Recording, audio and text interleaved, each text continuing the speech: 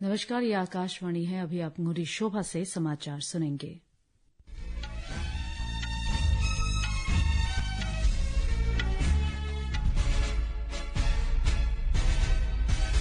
पहले मुख्य समाचार। प्रधानमंत्री नरेंद्र मोदी ने ब्राजील में G20 शिखर सम्मेलन में ग्लोबल साउथ की समस्याओं का उल्लेख किया।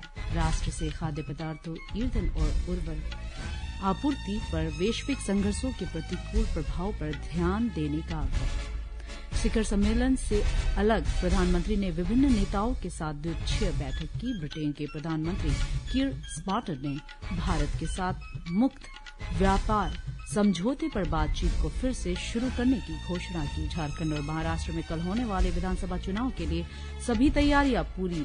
4 राज्यों की 15 विधानसभा सीटों पर भी उपचुनाव कल। गृहमंत्री अमित शाह ने कहा, देश ने संघर्ष प्रभावित क्षेत्रों में हिंसा को कम करने में उल्लेखनीय सफलता हासिल की है। राजधानी क्षेत्र दिल्ली में हवा की गुणवत्ता बेहद गंभीर स्थिति में पहुंची। दिल्ली सरकार ने कृत्रिम बारिश करने के लिए क्लाउड सीडिंग की अनुमति देने का केंद्र से आग्रह किया। महिला एशियाई चैंपियंस हॉकी के सेमीफाइनल में भारत आज शाम जापान से खेलेगा। अब समाचार विस्तार से। प्रधानमंत्री नरेंद्र मोदी ने अब विकसित और विकासशील देश ग्लोबल साउथ की दुर्दशा पर बल देते हुए ब्राजील के रियो दी जेनेरियो में G20 शिखर सम्मेलन को संबोधित किया। उन्होंने वैश्विक संघर्षों का खाद्य, ईंधन और उर्वरक आपूर्ति पर पड़ने वाली प्रतिकूल प्रभावों का उल्लेख करते हुए ग्लोबल साउथ के देशों की चुनौतियों को प्राथमिकता देने का आग्रह G20 देशों से किया। भुखमरी और निर्धनता के विरुद्ध लड़ाई और सामाजिक समावेशन पर आयोजित सत्र को संबोधित करते हुए श्री मोदी ने वैश्विक संघर्षों का ग्लोबल साउथ के देशों पर पड़ने वाले प्रतिकूल प्रभाव का उल्लेख किया। प्रधानमंत्री मोदी ने भारत की G20 अध्यक्षता के दौरान लिए गए जन केंद्रित निर्णयों को आगे बढ़ाने के लिए ब्राजील की सराहना भी की। उन्होंने भारत के G20 विषय पर पृथ्वी, एक परिवार और एक भविष्य की टिकाऊ प्रासंगिकता की पुष्टि की। श्री मोदी ने समावेशी वैश्विक शासन सुधारों का आह्वान किया। यह शिखर सम्मेलन 80 राष्ट्रों के समर्थन से निर्धनता और भुखमरी से निपटने के लिए वैश्विक गठबंधन के शुभारंभ का साक्षी बना। एक सोशल मीडिया पोस्ट में प्रधानमंत्री ने इस पहल को सराहनीय बताया। यह पहल खाद्य सुरक्षा और सामाजिक उन्नयन प्रयासों के प्रति भारत के पूर्ण सहयोग की पुष्टि करती है। भारत की घरेलू उपलब्धियों का उल्लेख करते हुए श्री मोदी ने कहा कि पिछले दशक में 25 करोड़ से अधिक लोगों की निर्धनता से उबारा गया है। देश में 80 करोड़ नागरिकों को निःशुल्क अनाज उपलब्ध कराया जा रहा है। वहीं 55 करोड़ नागरिकों को विश्व की सबसे बड़ी स्वास्थ्य बीमा योजना का लाभ दिया गया है। श्री मोदी ने अफ्रीका और अन्य क्षेत्रों को दी जाने वाली सहायता सहित वैश्विक खाद्य सुरक्षा में भारत के योगदान को भी साझा किया। उन्होंने कहा कि भारत में डिजिटल जन अवसंरचना और आकांक्षी विकास कार्यक्रम समावेशी विकास को बढ़ावा दे रहे हैं। प्रधानमंत्री ने ग्लोबल साउथ की आवाज को मुखर करने के लिए वैश्विक शासन में सुधारों की आवश्यकता को दोहराते हुए अपने संबोधन को समाप्त किया। उन्होंने कहा कि भारत ने G20 की अध्यक्षता के दौरान अफ्रीका संघ को इसमें शामिल करके एक ऐतिहासिक पहल की है। G20 के पहले दिन प्रधानमंत्री ने इंडोनेशिया, पुर्तगाल, इटली, इंग्लैंड और नॉर्वे के राष्ट्रीय अध्यक्षों से मुलाकात की। सभी द्विपक्षीय बैठकों में प्राथमिकता बिंदु आपसी हित के विभिन्न क्षेत्रों में सहयोग की समीक्षा करना था। द्विपक्षीय व्यापार और सहयोग के विभिन्न क्षेत्रों पर चर्चा।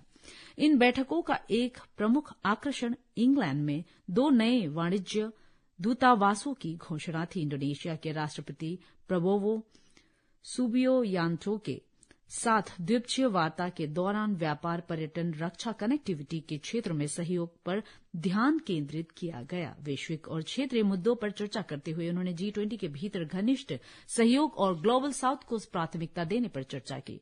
पुर्तगाल के प्रधानमंत्री लुइस मोंटेनेग्रा के साथ अपनी द्विपक्षीय वार्ता में दोनों नेताओं ने अक्षय ऊर्जा और हरित हाइड्रोजन में सहयोग के क्षेत्र पर प्रकाश डाला। मजबूत रक्षा संबंधों, लोगों से लोगों के बीच संबंधों और अन्य विषयों पर भी चर्चा की गई। क्षेत्र विकास और भारत यूरोपीय संघ संबंधों सहित आपसी हित के वैश्विक मुद्दों पर विचारों का आदान प्रदान करने के अलावा आईटी, डिजिटल प्रौद्योगिकियों, स्टार्टअप और नवाचार के उभरते क्षेत्र पर भी चर्चा की गई। एक अन्य द्विपक्षीय बैठक में श्री मोदी ने नॉर्वे के प्रधानमंत्री जोनास गहर स्टोर से मुलाकात की। उन्होंने अक्षय ऊर्जा, हरित हाइड्रोजन और नीली अर्थव्यवस्था के क्षेत्रों में दोनों के बीच निवेश संबंधों पर सुधार के क्षेत्र के बारे में चर्चा की। प्रधानमंत्री ने द्विपक्षीय संबंधों को मजबूत करने के बिंदु के रूप में भारत की आर्कटिक नीति का उल्लेख किया। भारतीय यूरोपीय मुक्त व्यापार संघ व्यापार और आर्थिक भागीदारी समझौतों पर हस्ताक्षर के आलोक में व्यापार और आर्थिक सहयोग भी चर्चा का विषय रहे। प्रधानमंत्री ने ब्रिटिश पीएम सर कीर स्टारमर से भी मुलाकात की। यह पहली बार है कि दो नेता मिल रहे हैं। दोनों ने अर्थव्यवस्था, व्यापार, नई और उभरती प्रौद्योगिकियों आदि पर ध्यान केंद्रित करते हुए भारत यूके व्यापक रणनीतिक साझेदारी को मजबूत करने की अपनी प्रतिबद्धता की पुष्टि की। दोनों ने भारत से ब्रिटेन में आर्थिक अपराधियों के मुद्दे को संबोधित करने के महत्व पर ध्यान दिया। प्रधानमंत्री ने फ्रांस के राष्ट्रपति इमैनुएल मैक्रों के साथ बैठक में अंतरिक्ष, ऊर्जा, एआई और अन्य भविष्य के क्षेत्र पर ध्यान केंद्रित किया। प्रधानमंत्री ने फ्रांस में आगामी एआई एक्शन समिट आयोजित करने के लिए राष्ट्रपति मैक्रों का स्वागत किया। उन्होंने भारत फ्रांस रणनीतिक साझेदारी को आगे बढ़ाने के लिए अपनी प्रतिबद्धता की पुष्टि की और साथ ही क्षितिज 2047 रोड मैप में उल्लेखित सहयोग पर अंतर्राष्ट्रीय साझेदारी के लिए अपने साझा दृष्टिकोण की पुष्टि की। उन्होंने भारत के राष्ट्रीय संग्रहालय परियोजना पर सहयोग की प्रगति की भी समीक्षा की। झारखंड में कल दूसरे चरण के मतदान के लिए सभी तैयारियां पूरी कर ली गई है। मतदान सुबह 7 बजे से शाम 5 बजे तक होगा। इस चरण में 12 जिलों की कुल 38 सीटों पर मतदान होगा। सुरक्षा कारणों से झारखंड में 31 मतदान केंद्र पर मतदान शाम 4 बजे तक होगा, क्योंकि ये मतदान केंद्र नक्सल प्रभावित क्षेत्रों में स्थित है।